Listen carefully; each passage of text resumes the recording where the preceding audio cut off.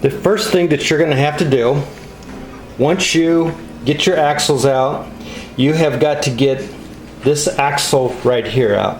And it's how you're going to do it. You're going to make a tool that goes down inside here.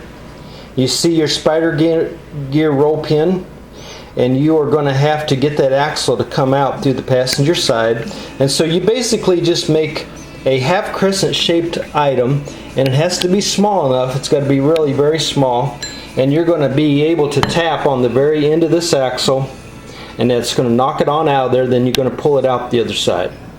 It's possible if there's some type of terrible damage in there, you may have a hell of a time getting the axle out. This one here on ours had no oil in it for who knows how long, and it popped right out, and as you can see, the journals and stuff are in great shape.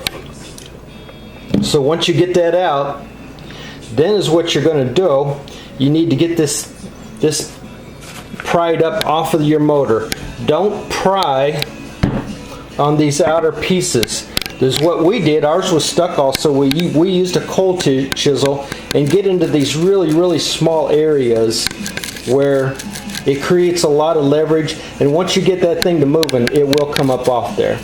Now this gearbox is much like I received it, and all the seals are nice and soft. All the bearings are good. All the bearing little rollers, there's little roller bearings inside there. But nonetheless, you got to get that pried off of there. And you're going to have to move this thing around, and it's going to have 2, 4, 6, 8, 10 of these little 15mm head bolts, and they go in different places. And is what we're going to do. I didn't film this coming out, but we're going to film it going in. Because they're set down in here, there's not going to be a lot of stroking room for much of anything. But we're going to use a little 15mm with a 1/4" drive ratchet. This thing is way overbuilt and way overbolted.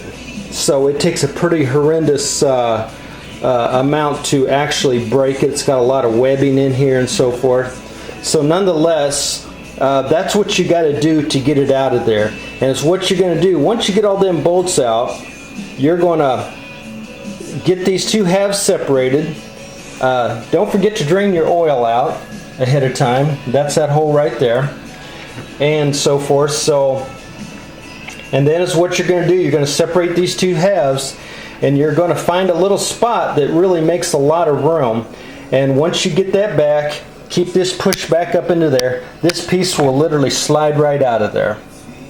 And then this piece will slide out, and basically the simplicity of this thing going together, that sits in there like that. And then this here pops right down on the top. It will align itself, and you can bolt it back together just like you took it apart.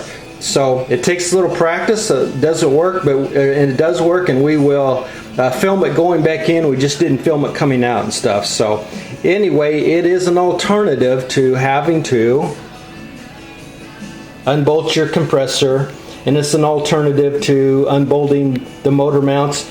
We will see about how long it takes us to get it in there, but we'll film that process, and I think it's going to go in there really fast. The one thing you want to do, clean your pieces up, make sure your surfaces are clean. This doesn't take a gasket, it takes a little bit of silicone.